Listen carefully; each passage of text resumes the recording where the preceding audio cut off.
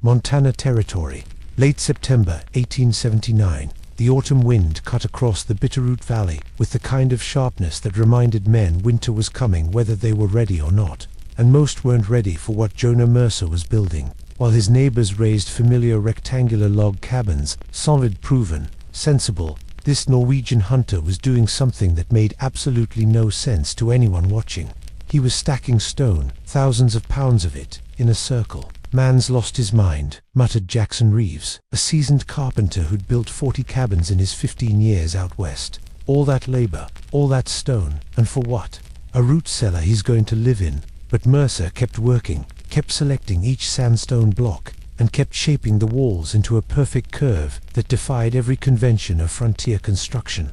What did this quiet Norwegian understand about surviving mountain winters that men with decades of American frontier experience had completely missed? If you're watching this from somewhere cold right now, you're about to discover a heating secret that could cut your fuel costs in half. But first, hit that like button, subscribe to this channel, and drop a comment telling me where you're watching from, because what I'm about to show you isn't just history, it's engineering wisdom that could change how you think about staying warm. And if you stick with me to the end, I'll reveal the exact measurements that prove this crazy design wasn't crazy at all. Now, let's go back to that September day and meet the man everyone thought was a fool. Jonah Mercer had killed his first elk at age 12 in the mountains above Stavanger. By 34, he'd tracked game across 3 territories and survived winters that buried lesser men. But it wasn't his hunting skill that made him different. It was his memory. He remembered the Steinbu, the circular stone shepherd huts scattered across the Norwegian highlands, where his grandfather had weathered storms that killed sheep in the open. He remembered how those ancient structures held warmth, like a clay pot holds heat long after you pull it from the fire. And he remembered thinking, even as a boy, why does no one build like this anymore? So when Mercer claimed his 160 acres in the Bitterroot Valley that spring, he didn't do what every other homesteader did. He didn't fell pines for a log cabin. Instead, he spent 2 months selecting stone from a limestone and sandstone outcrop 3 miles south. Dense stone, heavy stone, the kind that made other men shake their heads. "Are you planning to build a fortress or a home?" asked William Marsh, whose own cabin was rising nicely. Straight logs, square corners, shingled roof, everything proper. "A home that stays warm," Mercer replied in his thick accent, his hands already calloused from moving rock. By early October, the foundation was clear. A perfect circle, 16 feet in diameter. No corners, no angles, just a continuous curve of stones sunk 18 inches into the mountain soil. The walls would be 24 inches thick at the base, nearly as wide as a man's shoulders. "That's not a cabin," Reeves said flatly, watching Mercer work. "That's a damn oven you're building. You're going to roast or freeze depending on the day." But Mercer had done his calculations. A central hearth, radiant heat spreading equally in all directions. No cold corners where families huddled and frost crept in. Every inch of wall absorbs heat during the day, releasing it through the night. The Steinbu principle, scaled for Montana winters. The real problem wasn't the design, it was time. The first snow usually hit by mid-November. He had 6 weeks to get the walls up and a roof on. 6 weeks to prove he wasn't insane. He worked alone. Sunrise to sunset, lifting, setting, mortaring, each stone chosen for density and fit. The curve rose slowly, deliberately, while rectangular cabins shot up around him in half the time. "September's almost gone," William Marsh called out one evening. "Are you sure you're going to make it?" Mercer wiped sweat from his brow, looked at the waist-high walls, and nodded once. He wasn't sure at all, but he was committed. What Mercer was building would have made perfect sense to a Norwegian shepherd from the 1600s. 2 Montana homesteaders in 1879. It looked like madness wrapped in stubbornness. The design was deceptively simple. A cylinder of stone 16 feet across, with walls 24 inches thick at the base, tapering to 18 inches at the roofline. But simplicity in form meant complexity in execution. He'd chosen his stone with the precision of a master mason, though he'd never apprenticed as one. Sandstone for the outer layers, porous enough to insulate, dense enough to hold mass. Limestone for the inner face, smooth, tight-grained, absorbing and radiating heat with ruthless efficiency. Between them, a core of smaller stones and clay mortar, packed so tight a knife blade couldn't find purchase. The hearth sat dead center, not against a wall like in every sensible cabin, not in a corner where it saved space. Dead center, equidistant from every point on the circular wall. A fire that would push heat outward in all directions. No wasted energy heating one wall while the opposite side froze. "You understand what you're doing?" asked Edward Finch, an experienced stonemason who'd come up from Helena to visit his brother. He walked the perimeter, running his hand along the curve. "This is a heat battery you're building. All this mass, it'll take days to warm up." "Yes," Mercer said, "and days to cool down." Finch paused. The implication hit him.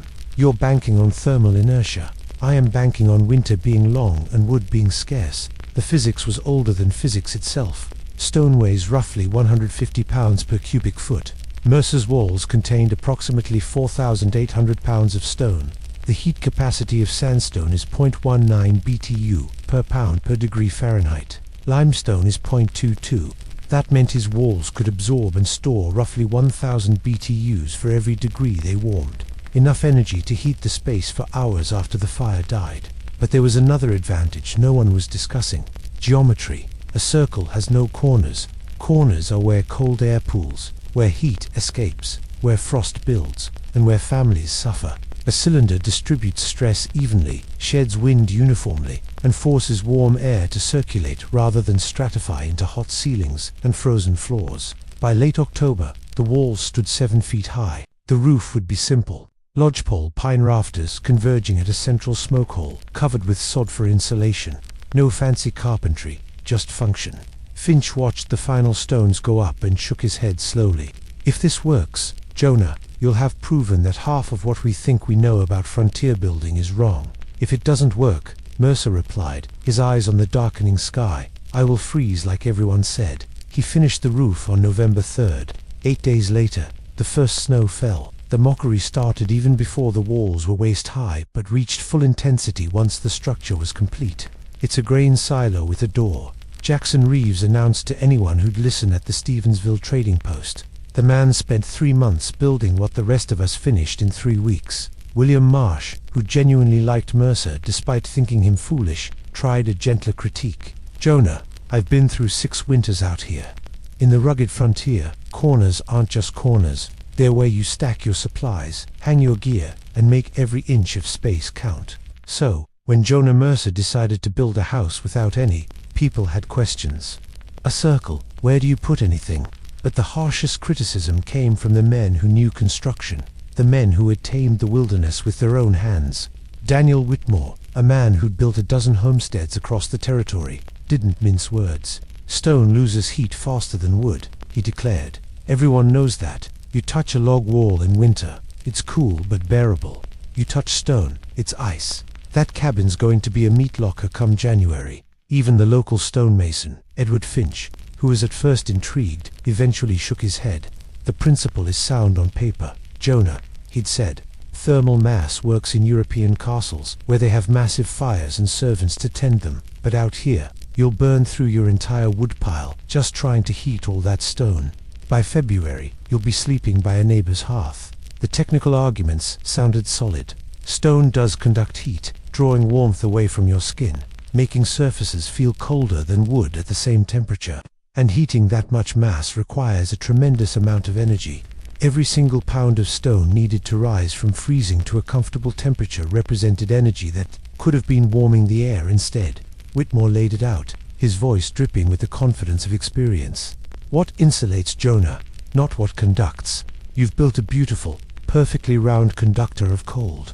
I genuinely hope I'm wrong, because I like you, but I'm not wrong." The women of the settlement were kinder, but just as skeptical. Martha Reeves, Jackson's wife, brought Mercer a loaf of bread in mid-November. "You'll always have a place at our table if the cold gets too fierce," she said quietly. There's no shame in admitting a design doesn't work. Even the children joined in. "Roundhouse, roundhouse." They'd chant, making circles with their arms, laughing as only children can, at anything that dares to be different. Through it all, Mercer remained silent. He didn't argue. He didn't defend his design or cite his grandfather's stoneworking knowledge. He simply moved his belongings into the circular stone cabin on November 12th, built his first fire in the central hearth, and closed the heavy wooden door behind him. Outside, the temperature was dropping. Inside, the real test was beginning, and across the valley, 43 rectangular log cabins stood, their occupants ready to prove they had been right all along. January 1880 arrived, with the kind of cold that makes men religious. The first week was brutal, with temperatures hovering near zero and wind tearing down from the mountains with enough force to pry loose shingles and find every single gap in every wall. But it was survivable. These were frontier families. They knew how to endure. They banked their fires, hung blankets over windows, and wore everything they owned. Then, January 11th came. A cold front swept down from Canada like judgment itself. By noon, thermometers read 10 below zero. By sunset, minus 25. By midnight, it was a staggering minus 35 degrees Fahrenheit, and it stayed there for 6 long days. The Bitterroot Valley was locked in a state that tested the absolute limits of log cabin construction. At the Reeves household, Jackson was waking every 2 hours to feed the fire. His family slept in layers, huddled together, their breath visible even just 3 feet from the hearth. The inside walls sprouted frost. Water buckets, despite being near the fire, froze solid. "We're burning a cord of wood every 4 days," he told his wife through chattering teeth. "At this rate, we won't make it to March." At William Marsh's cabin, the conditions were just as dire. He had positioned his family's bedrooms in a tight semicircle around the fireplace, the only zone where the temperature climbed above freezing. The far corners of his cabin measured a chilling 8 degrees Fahrenheit, 8 degrees, barely warmer than outside. "This is the worst I've ever seen," he admitted to his oldest son. 1871 was cold, but nothing like this. Across the valley, the story repeated itself. Families rationing precious firewood, children crying from the cold, despite being wrapped in every piece of fabric the household owned. Men making dangerous nighttime trips to their woodpiles, risking frostbite just to keep the fires alive. And then there was Jonah Mercer's round stone cabin. On January 14th, the 4th day of the deep freeze, William Marsh made the trek through knee-deep snow to check on the Norwegian hunter.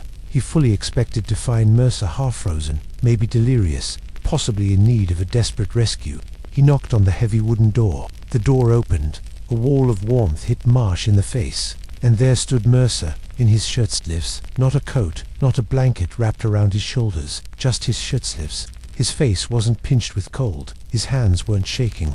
Behind him, the interior of the stone cabin glowed with a comfort that seemed physically impossible. William Mercer greeted him. "Come in from the cold." Marsh stepped inside, and his world tilted. The air was warm.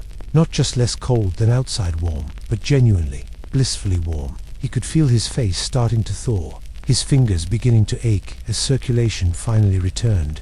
In the center of the room, a modest fire burned much smaller than the roaring blaze Marsh had been maintaining constantly for days. "How?" Marsh managed to stammer. "How is this possible?" Mercer simply gestured at the walls. "Touch them." Marsh placed his palm against the inner stone surface. It was warm, not hot, but warm, like a sun-heated rock in summer. The entire circular wall was radiating a gentle, constant heat. "I light a good fire in the morning," Mercer explained calmly, "and another in the evening. The stone absorbs the heat, holds it, and gives it back slowly, all night, all day. The heat has nowhere to escape. It just circles, radiates, and stays." Marsh pulled a small thermometer from his coat pocket. He'd started carrying it to track the brutal cold. He held it up. It read 68 degrees Fahrenheit, 68, while his own cabin barely maintained 15. "Dear God," Marsh whispered, "you were right. You were completely right. The stone walls that everyone mocked, they weren't conducting cold, they were storing heat. And they were doing it so efficiently that Mercer was surviving the worst cold snap in a decade while using half the firewood of his doubters. But the real question was, could the neighbors swallow their pride long enough to learn? Drop a like if you think they did, and subscribe, because the measurements I am about to show you will change everything you thought you knew about staying warm. Comment below, what's the coldest winter you've ever survived? The test wasn't over, but the verdict was already in. Word spread through the frozen valley faster than the cold itself. By January 16th, 7 men had made the pilgrimage to Mercer's cabin, each carrying their own thermometers, each needing to see the impossible with their own eyes. What they found shattered every assumption they'd held about frontier heating. Jackson Reeves, the practical one, arrived skeptical and left silent. He'd measured his own cabin that morning, 12 degrees Fahrenheit inside, with a fire consuming logs at a rate that terrified him. He measured Mercer's cabin at 68 degrees, with a fire half the size, burning half as often. The differential is 56 degrees, Reeves said quietly, staring at his thermometer like it had betrayed him. In equivalent conditions, his cabin maintains 56 degrees more warmth than mine. But the temperature was only part of the incredible story. Daniel Whitmore, the very builder who had so confidently declared stone a conductor of cold, conducted his own test. He watched as Mercer let his evening fire die completely down at 8 p.m. Then, he monitored the temperature through the night. At midnight, it was 64 degrees. At 4 a.m., it was 58 degrees. At 8 a.m., a full 12 hours after the fire had died, the cabin was still 52 degrees. 12 hours of heat retention, Whitmore said, his voice now carrying none of its earlier certainty. From thermal mass alone, my cabin loses 20 degrees in the first 2 hours after the fire goes out. The mathematics were undeniable and astounding. Mercer's 4,800 pounds of carefully laid stone, when heated to an average of 70 degrees, stored approximately 11,000 BTUs of energy. It was a massive, circular, thermal battery. The round shape meant no cold corners. The stone walls absorbed the intense heat from a short, hot fire and then slowly, evenly, radiated that warmth back into the living space for hours and hours. It was a perfect, self-regulating system, a simple design, born from ancient wisdom, that turned the harshest element of the frontier, the cold, into a source of constant, reliable comfort. The heat radiated inward constantly, evenly, and relentlessly. There were no cold corners, no layers of hot and cold air, just continuous, gentle warmth circulating through the cylindrical space. Edward Finch, a local stonemason from Helena, returned with a measuring tape and notebook. He documented everything. The wall thickness was 24 inches at the base, tapering to 18 inches at the roofline. The interior diameter was exactly 16 feet. The hearth was placed in the geometric center, a perfect 8 feet from every point on the wall. He noted the stone composition: 60% sandstone on the outside, 40% limestone on the inside. The radiant efficiency was simply extraordinary. Finch muttered to himself, scribbling calculations. Heat from a central fire travels an equal distance to every part of the wall. No energy is wasted overheating one side while the other side freezes, and the curve completely eliminates those dead zones where cold air gets trapped. He looked up at Mercer. You've achieved what we try to do with massive European hearths, but with frontier materials and 1/10 the fuel consumption. The comparison of wood usage was perhaps the most damning evidence. William Marsh, a meticulous record keeper, had burned through 1.2 cords of wood in just the first 2 weeks of January. Mercer, heating a space of equivalent size to a much higher temperature, had only used half a cord. That's 60% less firewood for 55 degrees more warmth. It's not possible, Marsh said, even as he wrote the numbers down in his own ledger, except it was happening right in front of them. They were seeing it with their own eyes. On January 19th, the historic cold finally broke. Temperatures climbed to an almost tropical 15 degrees above zero. Families began to emerge from their cabins, looking haggard and utterly depleted, having barely survived one of the worst cold snaps in the territory's history. Jonah Mercer, however, emerged, looking rested and comfortable. That evening, 9 men gathered in the Stevensville trading post. The silence was heavy. Finally, Jackson Reeves broke it. We need to talk about what we saw, Daniel Whitmore corrected him, and what we measured, Edward Finch added quietly, and what we got wrong. The Norwegian hunter's stupid, roundstone cabin had outperformed every single conventional design in the valley. The margins were so significant they couldn't be explained away or dismissed. The numbers on the page didn't lie, the thermometers didn't lie, and the difference between a family sleeping in fear and a man sleeping in comfort, that didn't lie either. He tried to tell us, Marsh said in his quiet voice, and we laughed. Reeves nodded slowly. We did worse than laugh. We were certain, absolutely certain we knew better. The lesson settling over that room was colder than the January freeze had ever been. Confidence without understanding is just arrogance in disguise, and arrogance, in a Montana winter, can get you killed. Spring of 1880 arrived, with its usual mix of mud and relief, but something fundamental had changed in the Bitterroot Valley. The first request came from William Marsh in late March. Jonah, he started, I need to ask you something.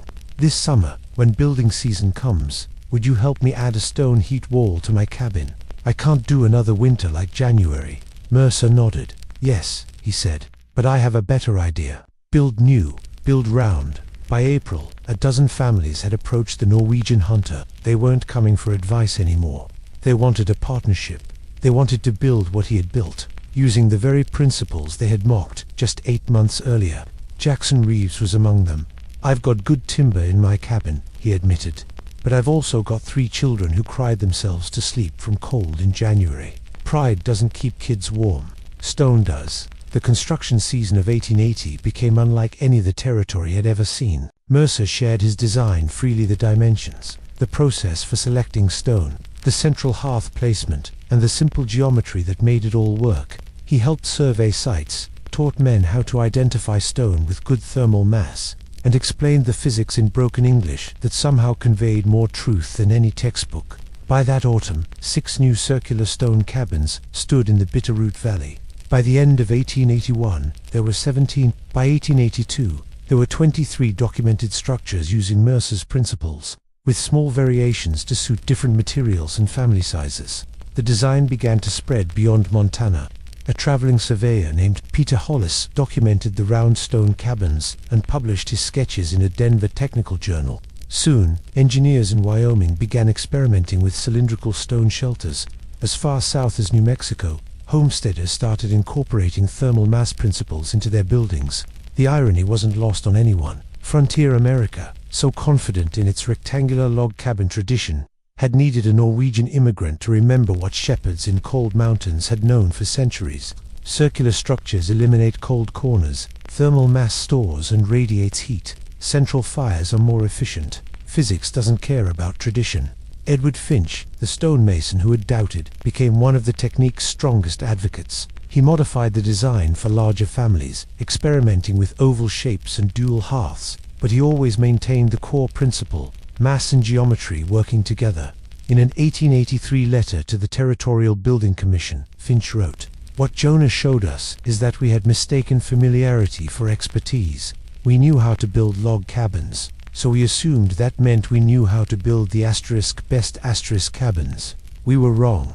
Daniel Whitmore, the man who had declared stone a conductor of cold, built his own circular stone cabin in 1881. He reported a staggering 62-degree temperature differential compared to his old log structure, along with a 58% reduction in firewood consumption. He never publicly apologized for his earlier certainty, but he didn't need to. His new home was apology enough. As for Jonah Mercer, he lived in his round stone cabin for 32 years. He married a widow in 1884 who had heard stories about the warm house and came to see if they were true. They raised 2 children in that circular stone space, where winter was something that happened outside, not inside. When Mercer died in 1911, his cabin was already considered a historic landmark. Local builders used it as a teaching example. The State Historical Society documented it, and every winter, when the temperatures dropped and the fires roared, someone would remember the Norwegian hunter who built round while everyone else built square, who understood thermal mass while others trusted only tradition. The cabin still stands today, modified and preserved. The stones that everyone mocked still radiate warmth. The geometry that made no sense still eliminates cold corners. The design that seemed so stupid still works exactly as Mercer knew it would, because he hadn't built something new. He had remembered something old, something tested by centuries of Norwegian winters, something that worked, not because it was innovative, but because it was true. And truth, unlike opinion, doesn't care whether you believe in it or not. It just keeps you warm while you figure it out. The greatest discoveries aren't always about moving forward. Sometimes they're about looking backward into the wisdom we forgot we knew. If this story changed how you think about traditional knowledge, please hit that like button. Subscribe for more stories of frontier engineering secrets that modern experts missed. And comment below. What old-fashioned technique do you think actually works better than modern methods? Because Jonah Mercer proved that sometimes the person everyone calls crazy is just the only one who remembers. Just a quick note, this story is a historical reconstruction based on documented frontier building principles. The characters and specific measurements are representative, but the thermal physics of round stone houses and their efficiency are well-documented historical facts. This content is for educational and historical inspiration. Thanks for watching.